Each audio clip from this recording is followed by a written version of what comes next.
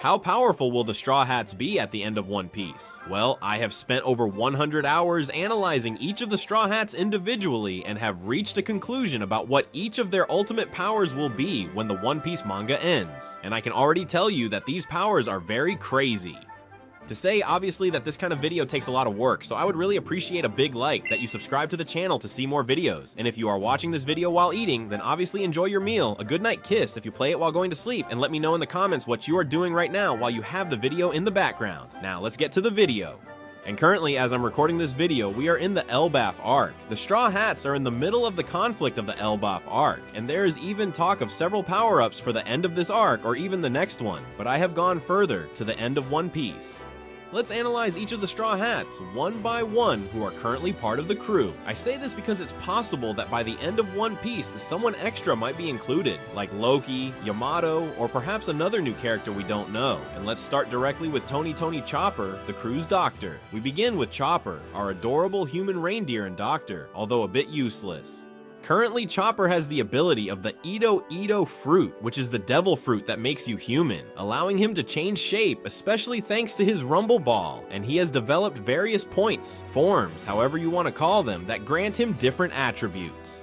He has the brain point for thinking, the heavy point for brute strength, the guard point for defense, and his most powerful form, the monster point, where he becomes a giant monster with enormous strength. Before, he used to lose control in Monster Point, but after the time skip, he managed to master it much better. Now he can even talk and reason in that form. In Wano, we already saw that Chopper greatly improved his Rumble Ball with the help of Caesar Clown to extend the duration of the Monster Point to 30 minutes, although at the cost of becoming exhausted and turning into a tiny elderly Chopper afterward. This monster point is so strong that it allowed him to withstand some blows from none other than Queen, one of Kaido's commanders, all during the Battle of Onigashima. I must say, that's not bad at all for Chopper, especially for being a doctor. How did Chopper get these powers? Well, his journey to become strong has been mainly through science with the Rumble Balls and medical training. He himself invented the Rumble Balls after joining the crew under the tutelage of Dr. Kureha to modify the limits of his fruit. During the time skip, he studied on Torino Island and perfected his forms, so now he can transform into almost all his points without using Rumble Ball, except for the Monster Point. His great achievement post-time skip was precisely mastering that Monster Point enough to use it deliberately and not just as a last resort. Now, in terms of Haki, Chopper has not yet shown any of the three variants, and this is understandable. Chopper is a reindeer who gained human intelligence with his fruit and has focused much more on medicine than on being a Haki warrior. However, many of us think it's time for him to get a Haki power-up. Learning even armament Haki would be a huge leap for him, as it could enhance his physical blows several times beyond what he is currently capable of achieving. Imagine Chopper hardening his enormous Monster Point fists with armament Haki. It would be terrifying for his enemies, but unfortunately the narrative reality is that Chopper is not a combat-oriented character. He is the group's doctor, and Oda usually keeps him in that support role, besides using him for comic relief and selling plush toys. And it wouldn't be surprising if we don't see significant power improvements in Chopper, perhaps even until, as I say, the very end of the story. Let's remember that even in his bounty, he's always treated more like a pet than a serious threat. 50 berries, then 100, now 1,000 berries. A joke that will probably continue. In other words, by the logic of the story, Oda might not give Chopper a massive power boost because his main role is to heal the crew and provide cuteness and humor. Is there anything else Chopper can evolve in? If we speculate a bit, yes. His Monster Point could already be considered an almost awakened form of his fruit, but it would be great if at the end of the series, Chopper achieves a true awakening, meaning he can enter Monster Point at will, without needing Rumble Balls and without side effects, that he is able to maintain that monstrous form for a prolonged time and control it completely. And that would be the ultimate power-up for him. Imagine Chopper fighting in his giant form alongside the others, but without limitations. He would be at the level of a giant in terms of physical presence. Another potential theoretical improvement would be that, in addition to armament Haki, he awakens observation Haki, especially to better detect the vitality of allies and enemies, something that, as a doctor, would make a lot of sense. In summary, Chopper probably won't become extremely powerful in combat, as we will see with the rest of the Straw Hats. And his most logical improvement would be to perfect what he already has, which would be the monster point and perhaps, at most, add a basic haki. At the end of the day, he will end up being, as always, the adorable reindeer doctor, only he would be able to give you a punch the size of a building if the situation calls for it. Now let's continue with Nami, navigator of the Straw Hats, known as the Cat Burglar. Nami was always considered part of the weak trio of the crew compared to the combat monsters, but things have changed quite a bit recently. Her most notable power-up so far has been becoming a companion of Zeus, a homie cloud from Big Mom's soul, who now lives inside her Klimatact.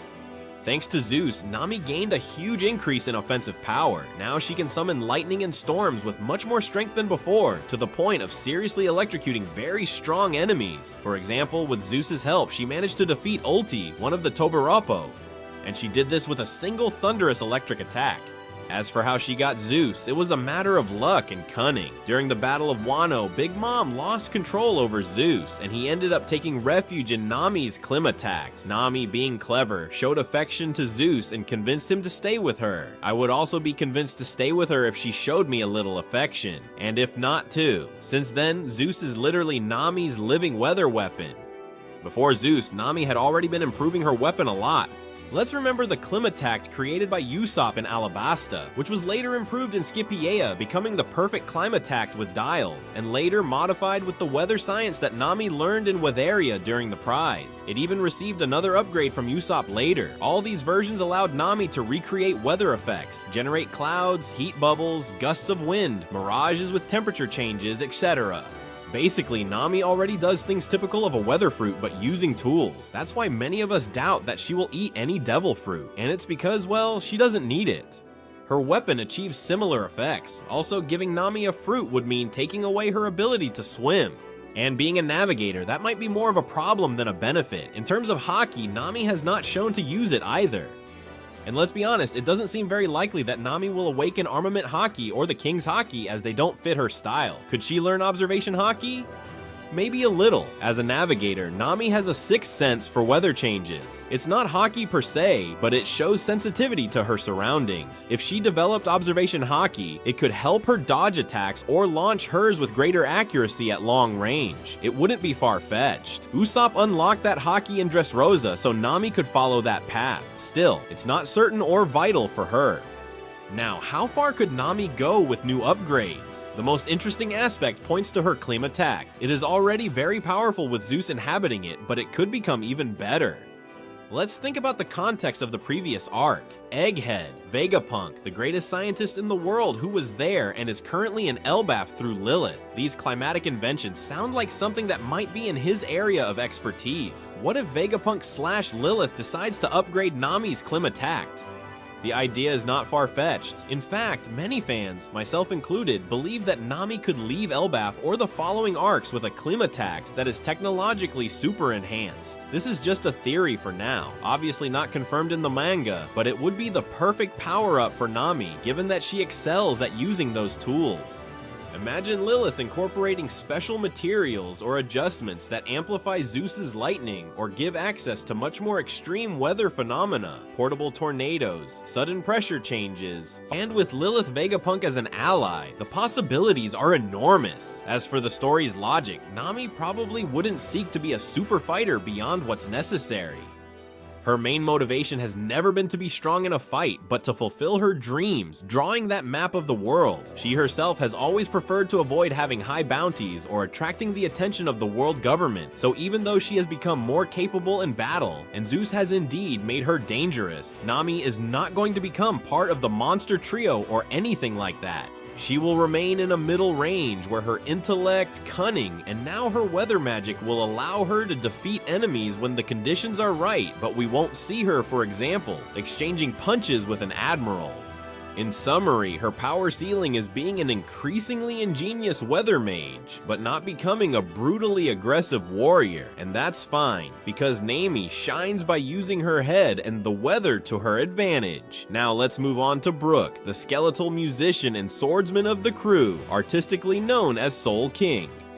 Brook is peculiar in himself. He died decades ago, but his Yomi Yomi no Mi, the Revive fruit, gave him a second life, bringing his soul back to the world of the living. Currently, Brook's greatest power comes precisely from this fruit and how he has developed it. What can Brook do?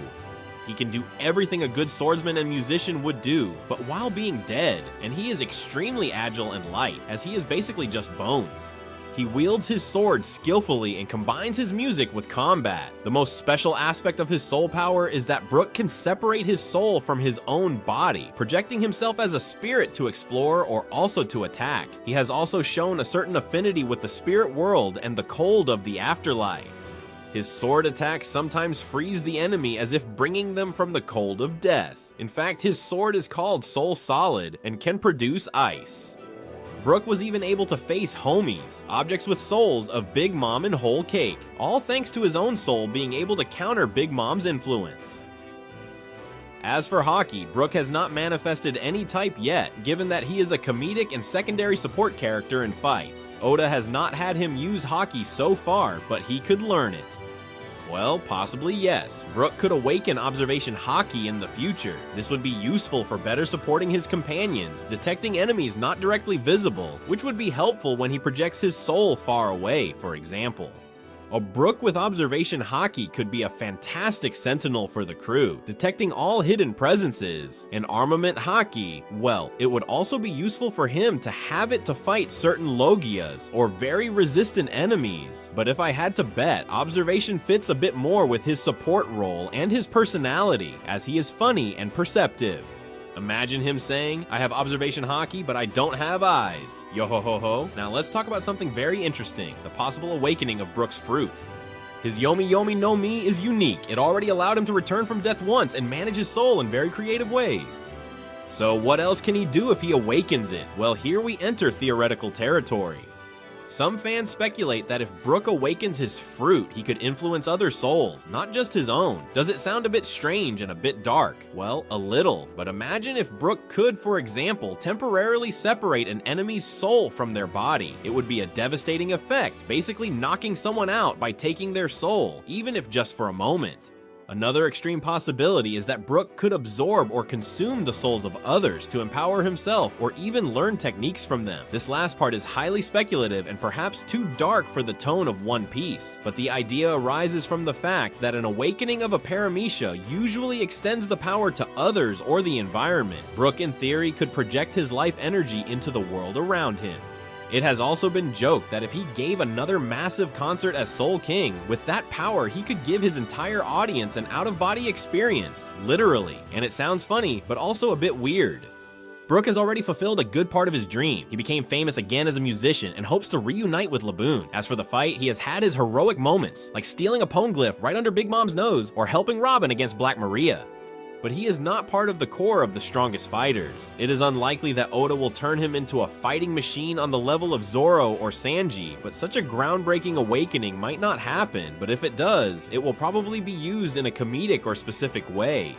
In summary, Brook's ceiling will probably be learning some observation haki, mainly to complement his kit and continue taking advantage of his undead nature in clever ways. His soul ability is already quite useful for espionage and mischief. Let's remember how in Whole Cake Island he went through closed doors and scared enemies by appearing as a ghost, and in combat, as long as he can freeze opponents and deliver good sword strikes, he will fulfill his role.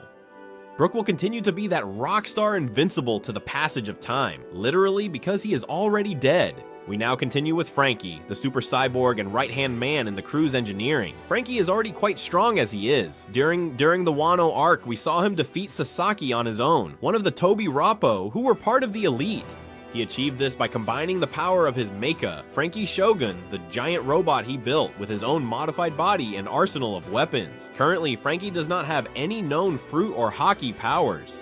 His power lies in his technology and brute strength. After the time skip, Franky rebuilt himself with resources from Vegapunk's old laboratory in Valdivia, equipping himself with things like the Radical Beam, a laser inspired by the pacifists, and many new weapons. His body runs on cola as fuel, which is peculiar but effective. Basically, Franky is a walking arsenal.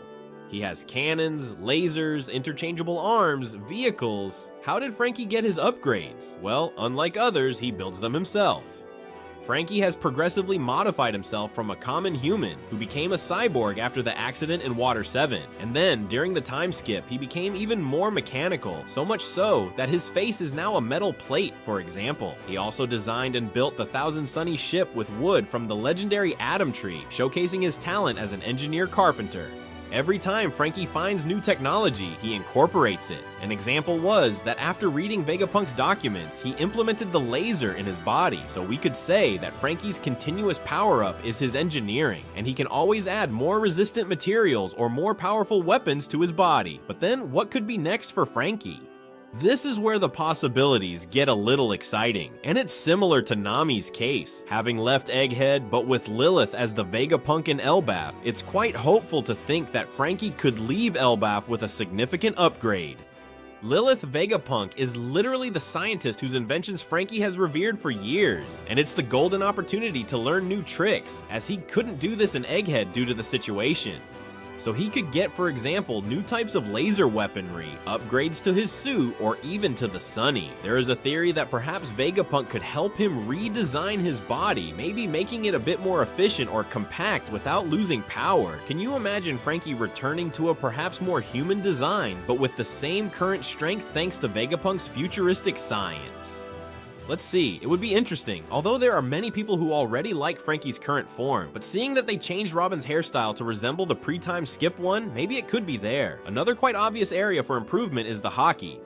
Franky has not used Haki so far, but since he fights hand to hand, Armament Haki would be perfect for him. It would be great to see him harden his metal fists with Haki to enhance his punches like the strong right, or make his Franky Shogun robot even more resistant. A cyborg covered in black Haki armor sounds great and would fit well with Franky's tough style.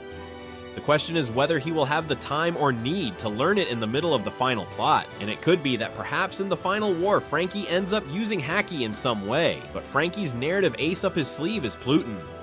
Let's remember that in Go Event, it was revealed that Franky possessed the blueprints of the ancient weapon Pluton, a legendary warship. Franky decided to burn these blueprints so they wouldn't fall into the wrong hands, but that connection with Pluton could tie him to future events. We know that the real Pluton is hidden in Wap, and many fans speculate that later on Franky could build a new Pluton, but using the Thousand Sunny as a base. Or even discover Pluton himself and pilot it. What would this mean in terms of power? Having an ancient weapon under control is a game changer. Pluton is supposedly a battleship capable of devastating entire islands. If Franky manages to command such a machine, the crew would gain a gigantic military advantage. Of course, this depends a bit on how Oda is going to handle the ancient weapons, but the possibility is there. In terms of power up, it's not that Franky becomes physically stronger, but he would have the most powerful weapon of the seas at his disposal, greatly increasing not only the narrative danger, but also the influence, taking it to another level. Now regarding limits, perhaps a bit more terrestrial, a bit more logical. No, Franky is a curious case because technically he doesn't have a clear ceiling other than what the available technology imposes. He can always find a harder alloy, a more powerful fuel, or a bigger weapon. However, within the story, Oda will probably keep him a step below the true monster fighters.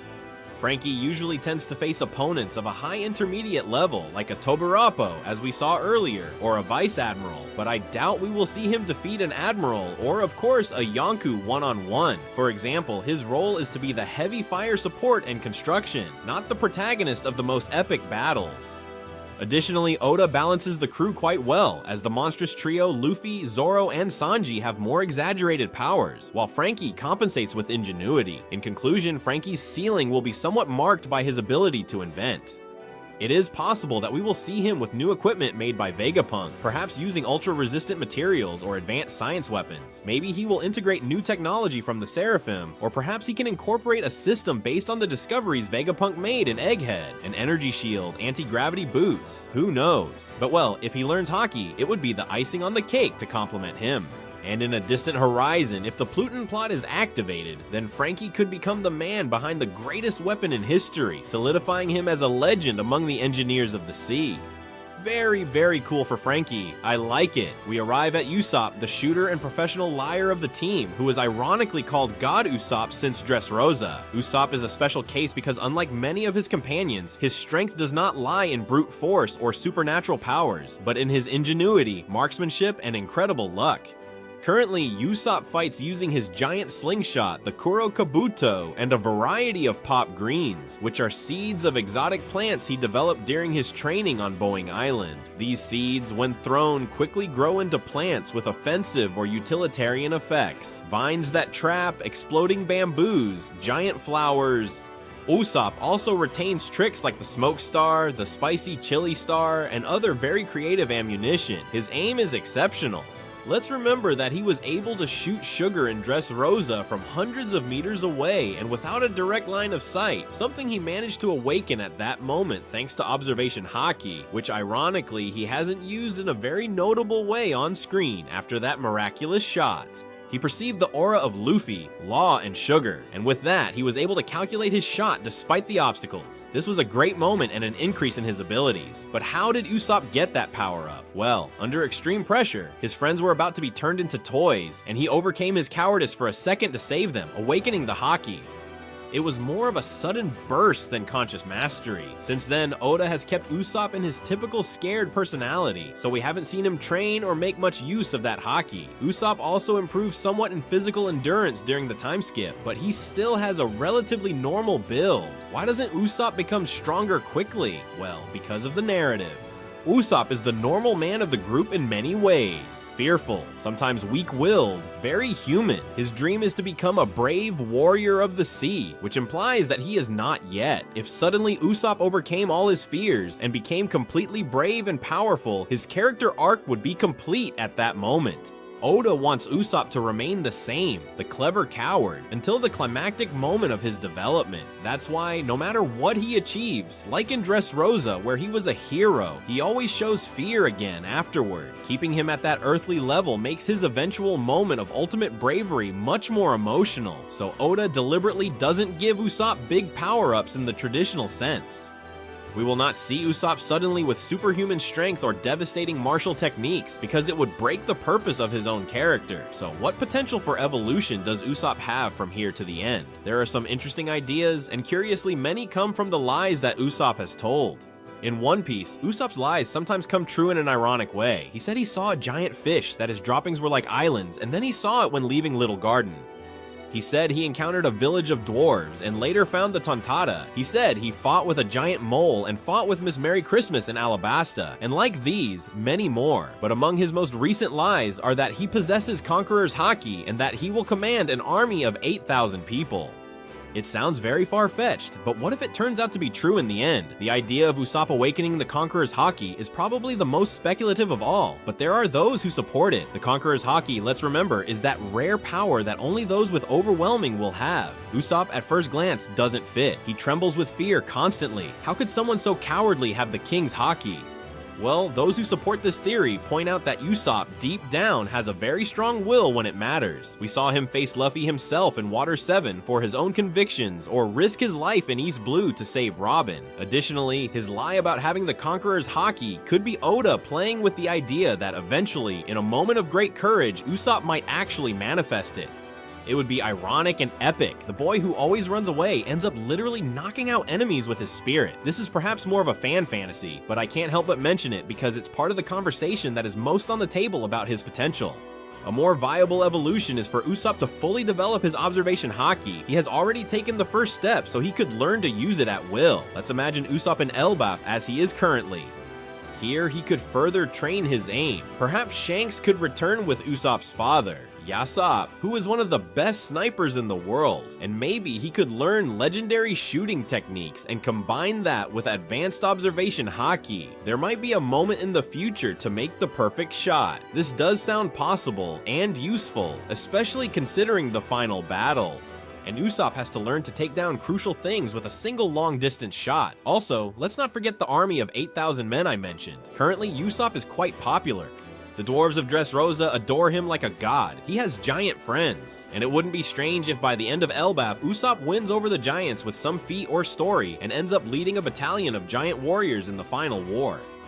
This would fulfill his lie about the 8,000, since one giant would be worth many men, meaning that perhaps with 800 giants, it would be like 8,000 men. And it would be a moment of redemption for him, standing in front of an imposing army, truly being the great sea warrior Usopp, the one he always wanted to be.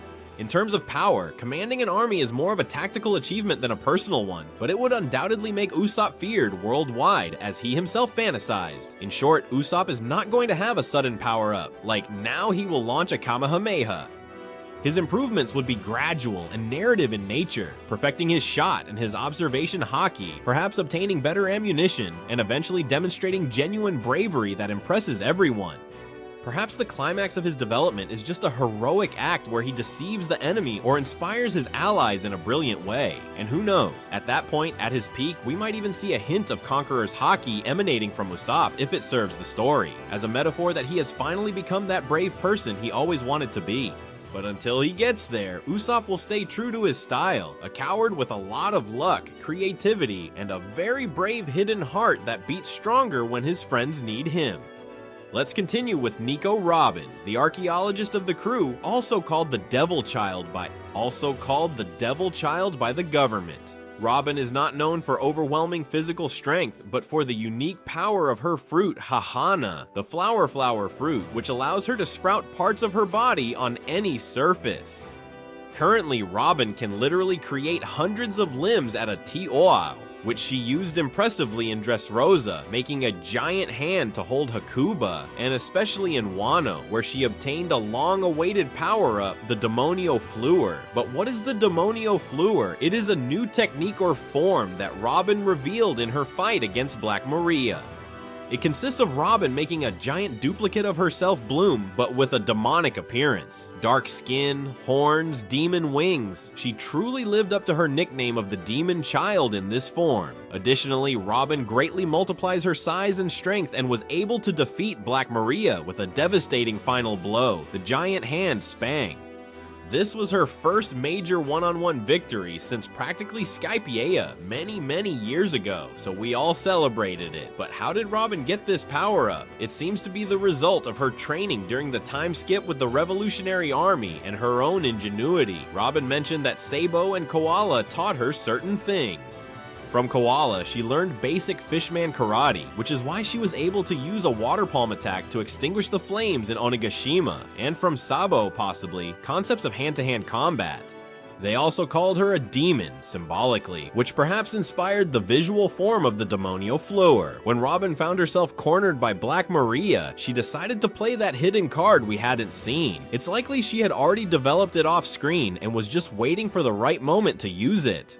It is not a formal awakening of her fruit, but rather an evolution of her techniques, using the same power as always, but on a larger scale. Speaking of awakening, Robin's Hana-Hana fruit is already quite unusual. Normally, a Paramecia user can only affect their own body, but Robin can make her parts appear on other people and objects, also interacting with the environment at a distance. And this is something typically only seen in awakened fruits. That is why some say that Robin's power is almost awakened from the start, and that Oda designed her that way, and that we will not see an additional classic awakening. In other words, the Demonio Fluer could be the maximum her fruit reaches in terms of manifestations, without adding new abilities of magical origin. However, you never know.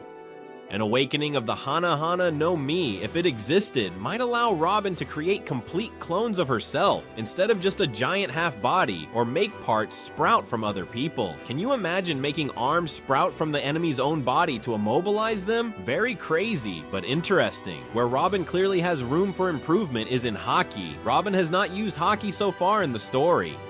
However, as the enemies become stronger, many with Haki or Logia fruits, not very powerful Paramecias, she could greatly benefit from learning even armament Haki.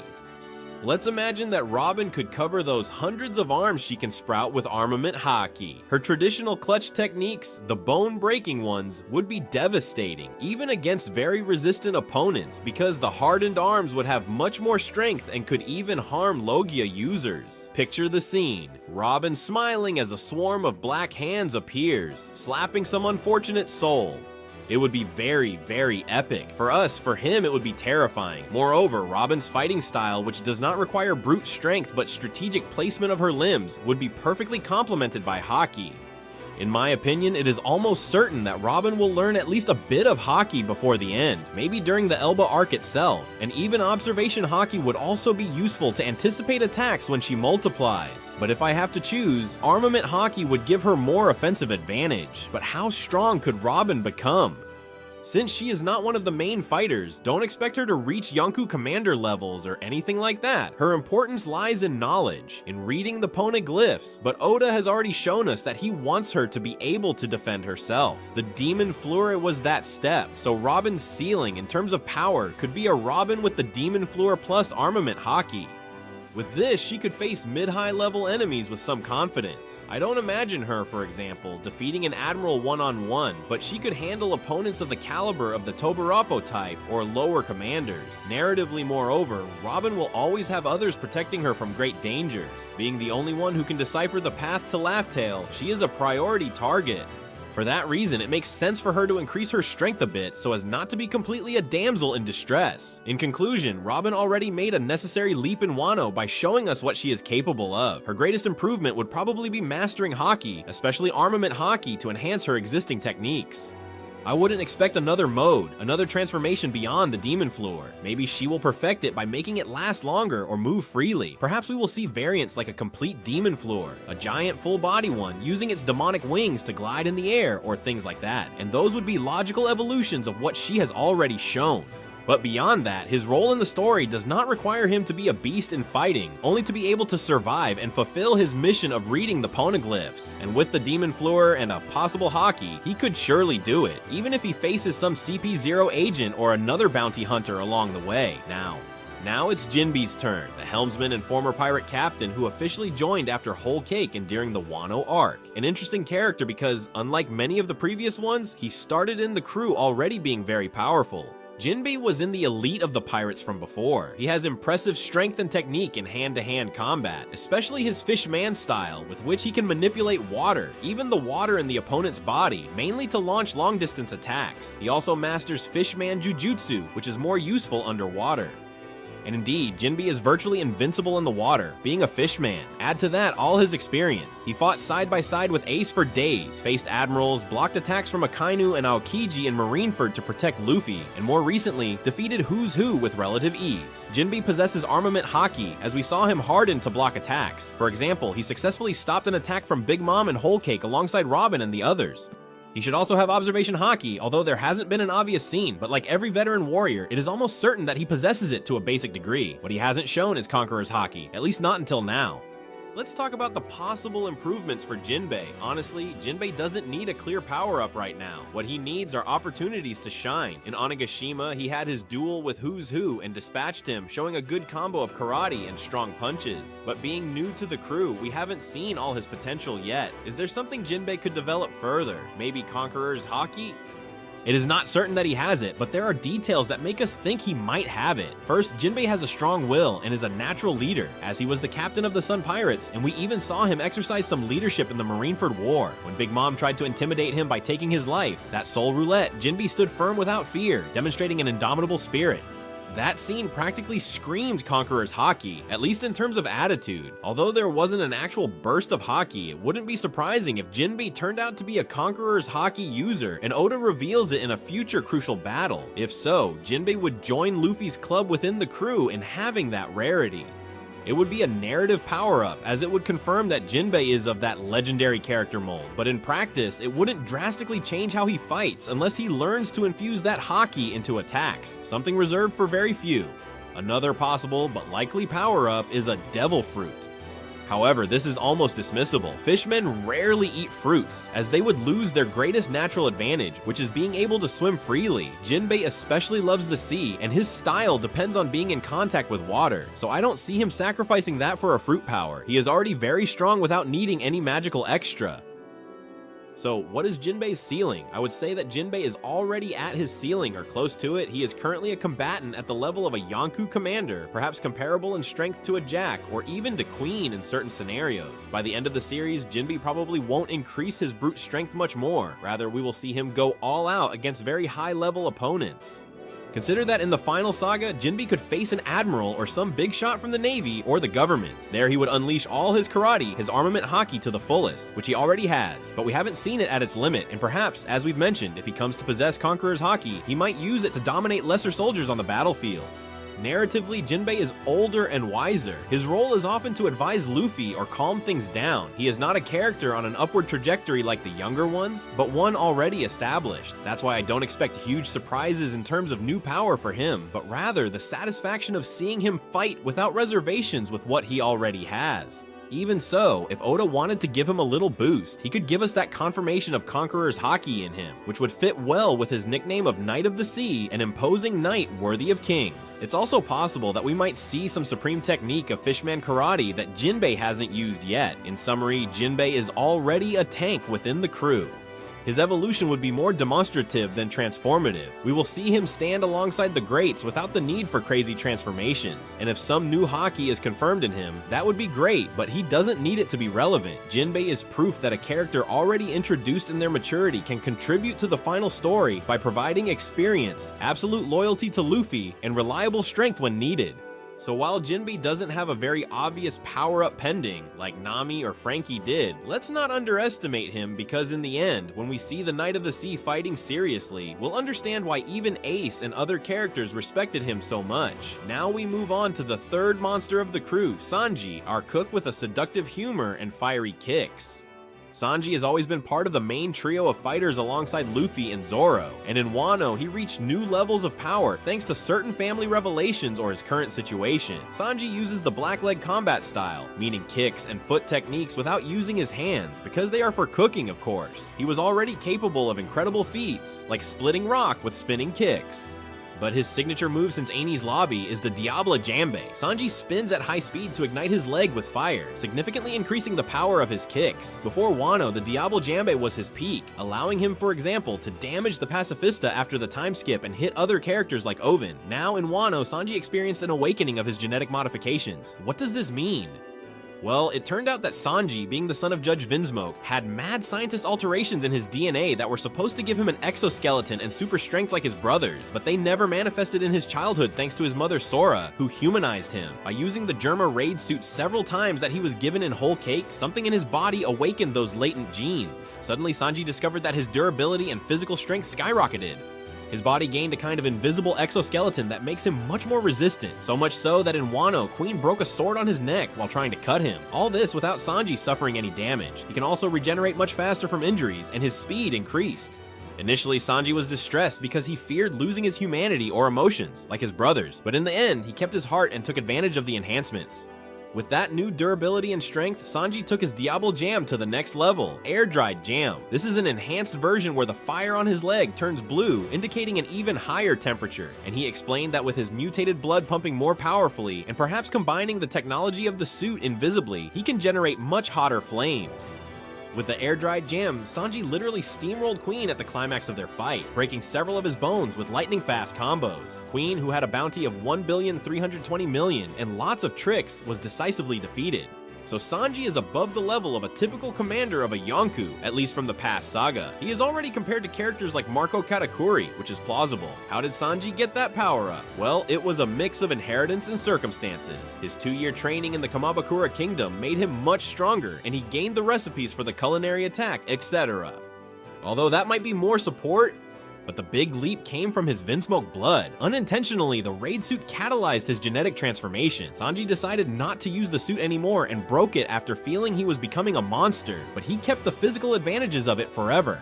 In other words, he became a superhuman, like in Dragon Ball in a way. Tough skin, strong bones, acceleration, and so on. Then, with his usual combat ingenuity, he created the eye-free jump in the middle of the fight, using the new strength to take his classic technique to the maximum. It wasn't so much about prior training, but an emergent in battle backed by his scientific background. But what could improve Sanji even more towards the end? Well, one thing is to completely master his genetic modifications. Now that he knows he has them, even if he disowns his family, he could investigate how they work. Perhaps he can discover new applications. For example, his brothers had specific abilities. One is electric, another uses poison, and he did not show an extra elemental ability. Beyond the fire, he generates himself with friction, and now with his internal power. Maybe his Vinsmoke power is precisely the generation of heat or internal fire, enhanced by emotion. Remember the Hell Memories attack on Layla Gyojin, where he burned in flames from complete rage. He could develop a more powerful version of the Eye Free Jump, maybe white or black flames, just to say something, multiplying the damage. But since the Eye Free Jump already surpassed the Devil Jump, it's natural to think that in the final battle, Sanji will have a moment where he pushes his legs to the limit. In terms of Haki, Sanji does possess advanced observation Haki in the sense of being very perceptive. He was able to dodge Katakuri's attacks instinctively to protect someone, and has demonstrated detecting presences as in Punk Hazard. His armament Haki is also assumed to be present, although Oda curiously never drew his leg turning black. We all assume that when hitting tough enemies, Sanji uses basic armament. It may be that Oda hasn't emphasized it much for aesthetic reasons, as the literal black leg wouldn't be very noticeable. Perhaps in future confrontations, we will see Sanji use armament Haki explicitly to, let's say, not break his leg against a Logia, so a possible minor power-up is to confirm and strengthen his armament Haki. He might even reach an advanced level of armament to burn from the inside, combining it with his fiery kicks. That would be terrible for whoever receives it, and Conqueror's Haki. Well, unlike Zoro, Sanji has not shown signs of possessing it. Some fans argue that all members of the monster trio should have it, but honestly, the story does not suggest it for Sanji. He has a lot of determination, yes, but his ambition is different. He wants to find the All Blue and protect his friends, not be the most dominant in something. I would bet that Sanji will not have Conqueror's Haki, and if he does have it, well, it would be a big surprise. I do not consider it necessary for his character or growth. A very interesting narrative aspect of Sanji and the Germa is that, although he broke ties with his family, there are possibilities that in the final war, Sanji might end up leading the forces of the Germa Devil Six in some way. He is the legitimate Prince of Germa, although he renounced it, but his brothers owe him favors since Whole Cake, and Judge surely noticed Sanji's feats. A temporary alliance could occur. Imagine Sanji, who guided the Germa, now leading his army, his clone soldiers, to fight against the world government, because it would benefit both. It would be an ironic but epic development, fulfilling a blood destiny without Sanji betraying his character. He would use that military power for a good cause, not for conquest. However, this is more an argument for personal improvement than for power. In conclusion, Sanji already had his great evolutionary leap in Wano with the Eye Free Jump and the exoskeleton. His final ceiling could be to fully exploit that combo of genetics plus fire to create even more destructive attacks. He could also establish himself as an inspiring leader in battle, commanding, for example, as I say, the Germa warriors or the Sunny's allies in the final battle, which fits with his role as a renegade prince. But in terms of limitations, Sanji will probably not surpass Zoro and much less Luffy. Oda is very careful about the balance between them. Sanji will continue to be amazing, but Zoro and Luffy are ahead in raw power. That said, Sanji will have his own niche, overwhelming speed, refined technique, and many other things. At the end of the series, I imagine him as the fastest man in the East Blue, so to speak, capable of setting the air on fire with his kicks and taking down high-caliber opponents. Perhaps he will face a Marine Admiral in the final war. That would be a definitive test of his power. And let's not forget his other power, which isn't for fighting, but is important: cooking. Sanji can boost his friends with his banquets. It started with the dishes that restored Luffy's energy. It's not far-fetched that at a critical moment, Sanji's culinary skill could make the difference. For example, preparing something to counteract a poison, or giving Luffy and Zoro an extra energy boost during a meal. It's a rather different ace up the sleeve, but relevant to his role. In summary, Sanji is already quite powerful after Wano, and any future power increase will be more about perfecting what he has obtained than something entirely new. We will see him better understanding his limits and maybe using more creative techniques with what he already has. Ifrit will be his signature from now on, and he might take it to another level in the great final battle. In the meantime, he will continue to be the gallant knight who delivers fiery kicks to anyone who threatens his captain, or worse, a lady in danger. We arrive at Zoro, the number 2 swordsman of the crew and the future best swordsman in the world. Zoro has had quite straightforward progress throughout the series. He keeps taking more powerful swords, cutting tougher enemies, and mastering new sword and Haki techniques. Currently, after the events of Wano, he had the sword Enma, one of the 21 Wazamono, the top grade swords. Enma is special because it draws out the Haki of its users, extracting it in large quantities. With that sword, Zoro managed to do something impressive. He awakened his advanced Conqueror's Haki and imbued it into the swords during the fight with King. That is to say, Zoro can now perform cuts imbued not only with armament Haki, but also with the aura of the Conqueror, which greatly amplifies his cutting power. Let's remember that with a brief moment of that, he managed to injure Kaido on the rooftop. This was his great power-up in Wano, confirming that he possesses Conqueror's Haki and learning to use it in hand-to-hand combat. Let's recap his current powers. Zoro wields 3 swords, the Santoryu technique, and has several signature techniques, from the classic onigiri to the most recent technique with which he cut King. His current swords are the Wadai Chimoni, the white sword inherited from his childhood friend Kuina, who is currently Zunesha. The Sandai Kitetsu, the cursed sword of lower grade that he used in Logue Town. The Enma, the other Wazamono that replaced Shusui. Zoro can also use his 9-sword technique, the Ashura, which seems like a spiritual manifestation of his combative aura. He looks like a demon with 3 heads and 6 arms with 9 swords. He first demonstrated that technique in Eni's lobby, and used it again against Kaido, where it was hinted that it was linked to his Conqueror's Haki, as Kaido perceived it and said, "Do you have Conqueror's Haki?" As for Haki, Zoro has Armament Haki at a very high level, as he was able to cut through the extremely tough body of Kaido using the secret technique of Ryo, which he learned by observing Higoro and the samurai. His observation Haki is quite average. Zoro has never been especially skilled at dodging like Sanji, although he has pretty good reflexes. Interestingly, Zoro has rare cases of perception, like sensing the breath of things to cut steel against Mr. One. But formally, observation is the area of Haki where he could improve the most, because he hasn't shown anything like being able to see into the future or at a large range. Now we know what he has, and he has used it offensively. With that, Zoro entered the league of the top characters. But what does Zoro need to reach his goal of being the best swordsman? Mainly 2 things: forging his black swords and acquiring a supreme grade sword. In the world of One Piece, we only know of a few permanent black swords. The most famous is Yoru, Mihawk's sword, which is a Sajo Wazamono. And the other is Shusui, which was originally the sword of the samurai Ryuma. These swords turned black from the continuous use of so much Haki. Ihawk explained to Zoro that forging a black sword involves imbuing it with Haki so many times and so intensely that it changes color permanently.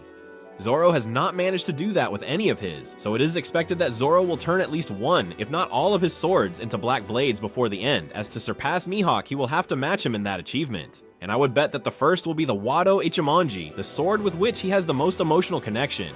That sword contains Kuina's will, and it is the only one that has been with him from the beginning. Turning the Wado Ichimonji black would be like immortalizing that will. He could also do it with the Enma, since the Enma is a sword hungry for Haki, practically made to be a black sword someday. Another option would be to obtain a supreme grade sword, a Sayo Wasamono. Currently none of the 3 are. The Wado and the Enma are of a great grade, 1 level below the supreme.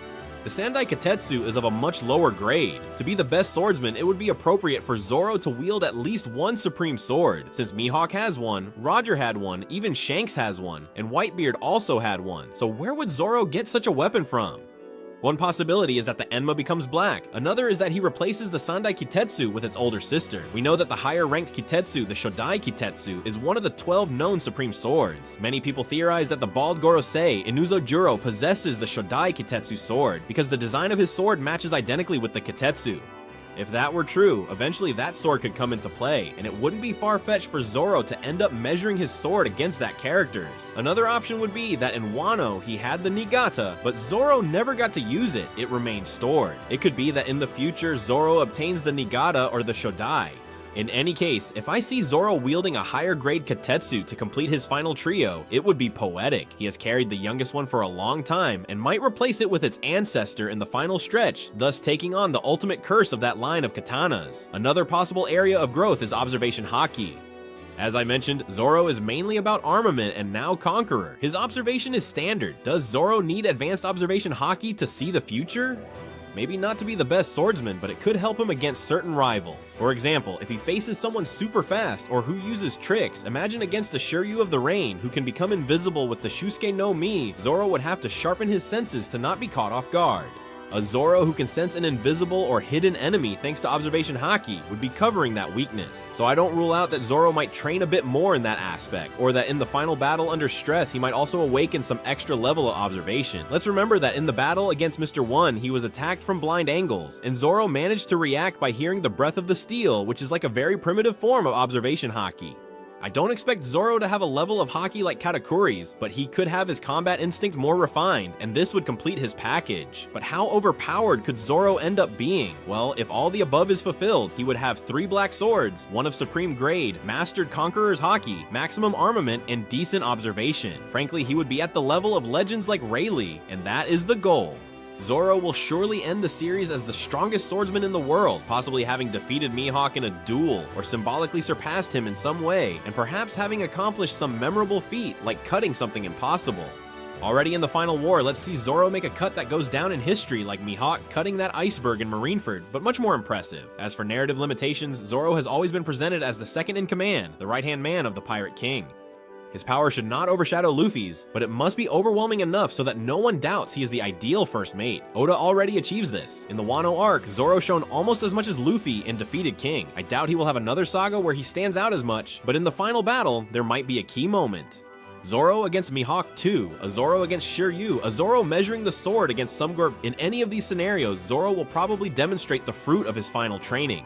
That is, he will reveal his first sword turned black or unleash a new, more powerful Ashura technique. There have also been theories about his closed left eye, which might hide some secret, but it could just be a scar without much significance. I won't delve into that because it's too uncertain. If it turns out there's something with his eye, like a hidden power, it would be a very unexpected twist, but it is most likely just a training wound with Mihawk and a symbol of his sacrifice. In summary, Zoro is already at the peak of his journey. He just needs to add the finishing touches, forge the swords with Haki at the maximum level, possibly change a supreme sword, refine his observation Haki if the story requires it.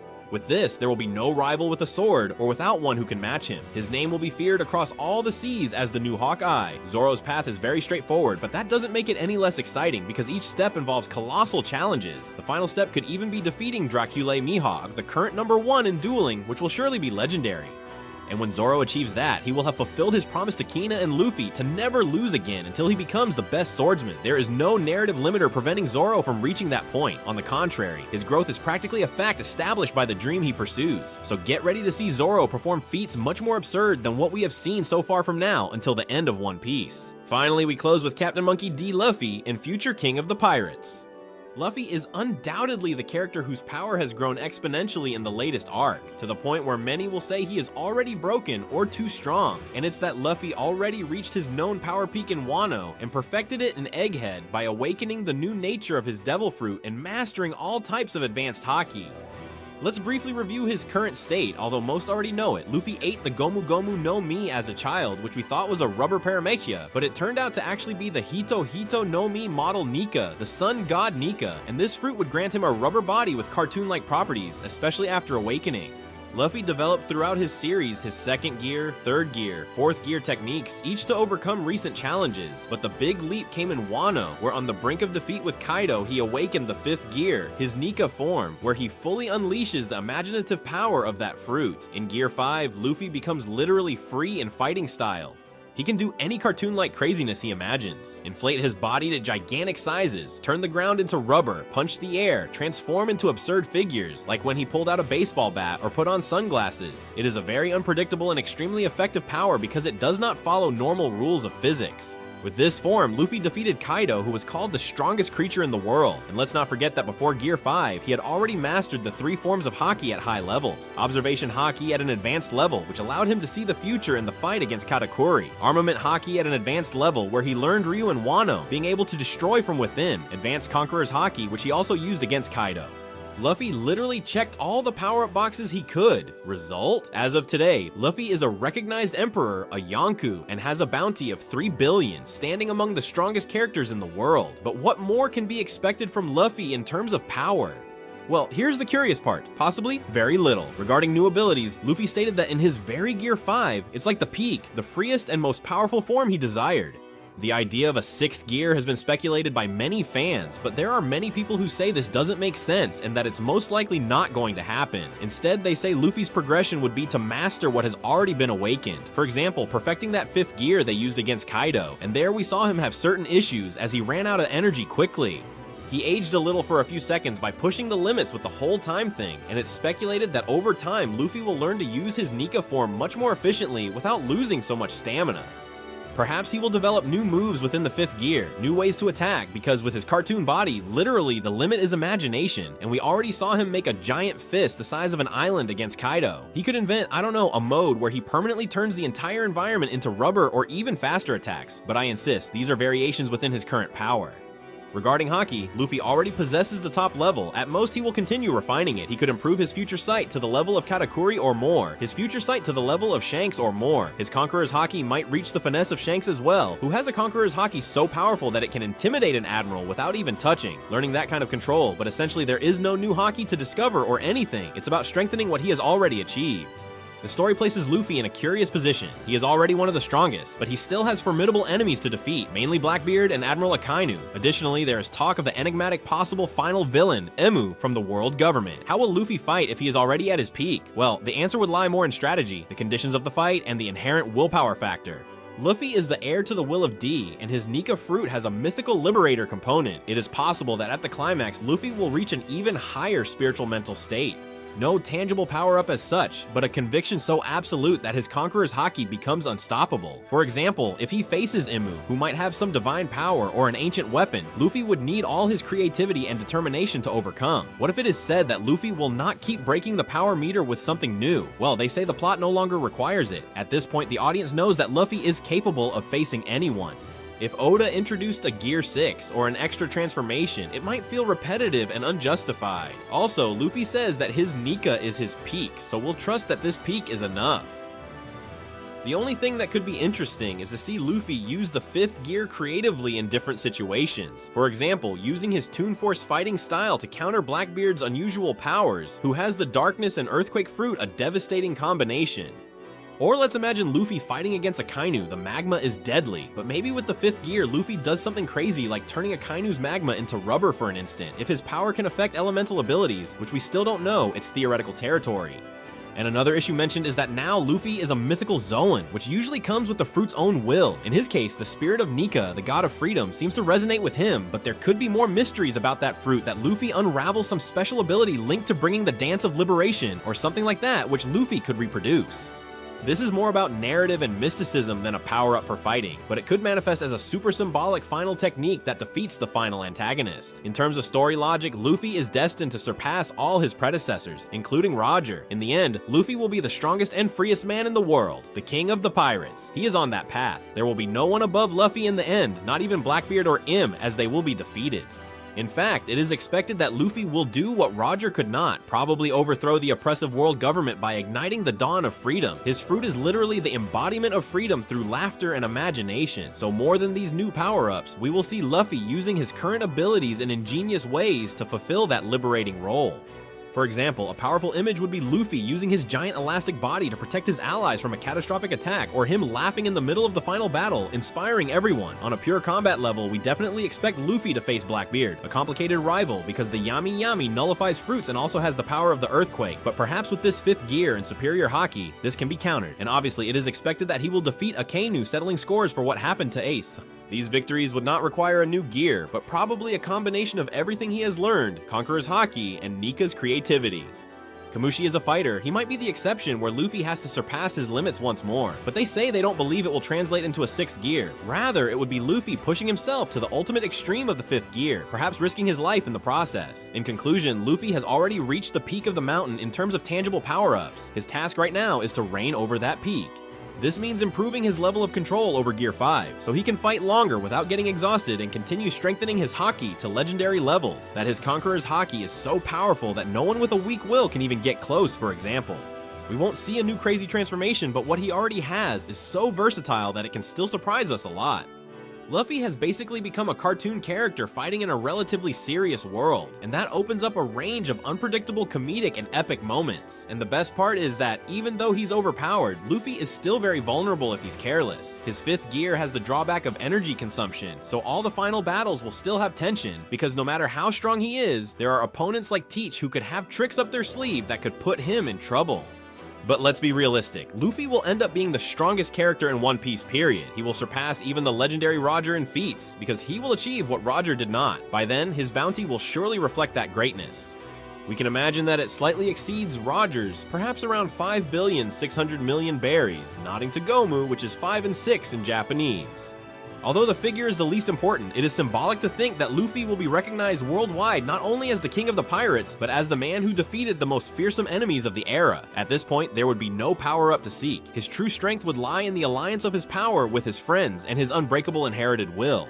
Each Straw Hat has their own path of growth, defined both by their ambitions and the narrative of One Piece. Some, like Luffy or Zoro, have already reached or are very close to reaching their maximum potential and only need to refine details. Others, like Nami and Usopp, might still gain 1 or 2 more tricks up their sleeve, but without stepping out of their role of intellect and support.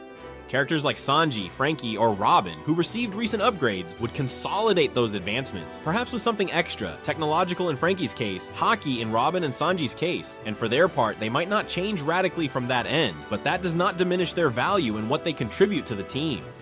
The important thing is for Oda to maintain the balance. Not everyone needs to be at the level of gods, but they should be competent enough for the Straw Hat crew to face any challenge. At the end of the story, we will see the Straw Hats become a legendary crew with the Pirate King Luffy at the helm, backed by the strongest swordsman, Zoro, the deadly fire cook Sanji, a great fishman helmsman, Jinbe, a navigator who controls the weather, Nami, a sniper who inspires courage in an army, Usopp, a demonic archaeologist expert in world history, Robin, a cyborg with state-of-the-art weaponry, Franky, a musician from the beyond, Brook, and an adorable monster doctor, Chopper.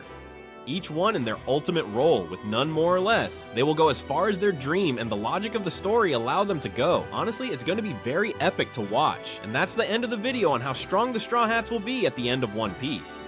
We have broken down each of their powers one by one, analyzed why they have them, and examined what future improvements might be, even discussing general opinions from people, and basing it on the logic of the manga. But now the most important thing is for you to leave in the comments whether you agree with each of the power-ups I've given to the Straw Hats. If you agree, why? If not, why not? Leave it all in the comments, because you know I'm going to read you, and if you would give any of them an extra power-up, leave it all in the comments as well. I want to know everything you think about this. Remember that if you like the video, you can leave a big like, subscribe to the channel to see more videos,